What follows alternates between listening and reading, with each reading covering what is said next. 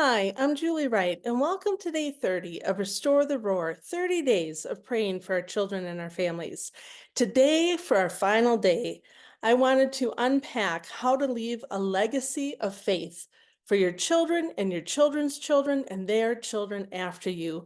I wanted to just saturate us in some scriptures that show the promise that comes to that testimony and that testifying of the goodness of God into the lives of our children and our descendants after them. And just encourage us to stir up our faith that we have a testimony. You have a story. You need to share your faith story with your children. Write it down. Find creative ways to share your story, your Jesus journey, the times when God has shown up for you, when He has intervened for you, when He has corrected you, when He has counseled you, when He has comforted you, when He has helped you, when He has directed you and provided for you and shown up. Share your testimony, share your story with your children, and it is your legacy of faith, and it will encourage their faith as well. Listen to these promises from the Word of God, Psalm 79, 8 and 13. Do not hold against us the sins of past generations. May your mercy come quickly to meet us, for we are in desperate need. Then we, your people, the sheep of your pasture, will praise you forever. From generation to generation, we will proclaim your praise. Amen. Psalms 89, 1. I will sing of the Lord's love forever. With my mouth, I will make known his faithfulness through all generations. Right? Psalm 71, 15 through 18. My mouth will tell of your righteous deeds, of your saving acts all day long, though I don't know how to relate them. There's so many. Where do we start, right? I will come and I will proclaim your mighty acts, sovereign Lord. I will proclaim your righteous deeds, yours alone. Since my youth, God, you have taught me. And to this day, I will declare your marvelous deeds. Even when I am old and gray, do not forsake me, my God, until I declare your power to the next generation, your mighty acts to all those who are to come. And I love this as well. Psalm 78, 4 through 7. We will not hide them, his acts, from our descendants. We will tell the next generation the praiseworthy deeds of the Lord, his power and the wonders he has done. He has decreed statutes for Jacob. That's us, remember? He has just decreed statutes for Julie, and he's established the law in my family, which he commanded our ancestors, my parents and grandparents, to teach their children, so that, this is the reason, the next generation would know them, even children yet to be born.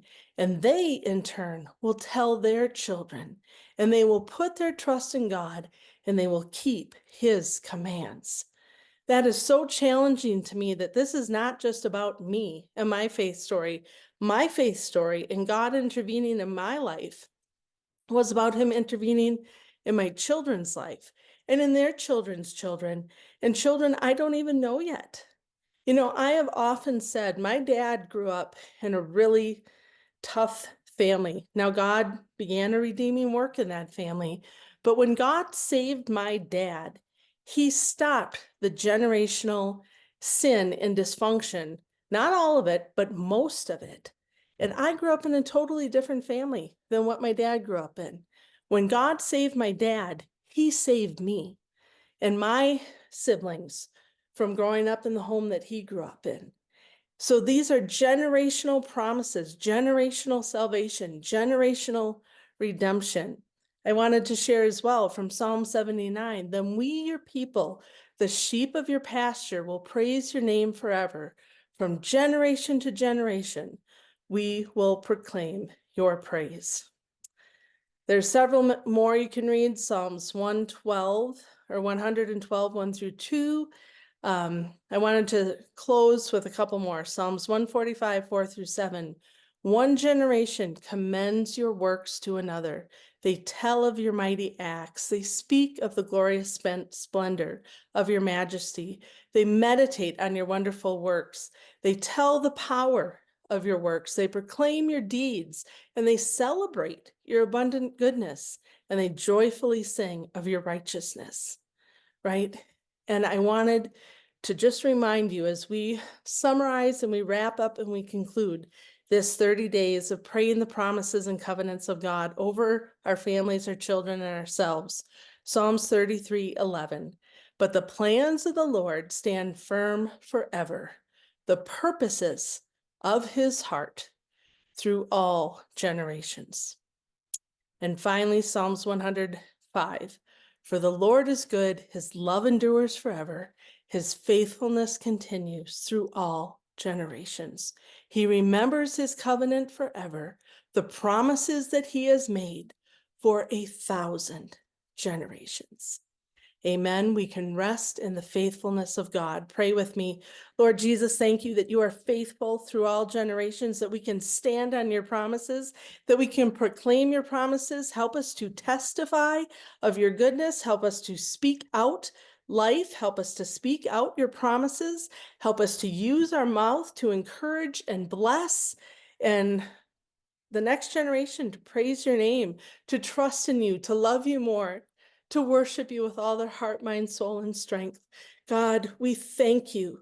We thank you that you're faithful. We thank you that you are worthy of trust. You are trustworthy. And you have us, you have our children and their children's children through 1,000 generations. And we trust you. We believe it. We receive it in Jesus' name. Amen. God bless. Thank you for going on this 30-day journey with me. I pray that you have been encouraged, blessed, your hope stirred up, your faith strengthened, your joy restored, and God is in it to win it. He has you. He has your children. He will redeem the generations. Amen. God bless.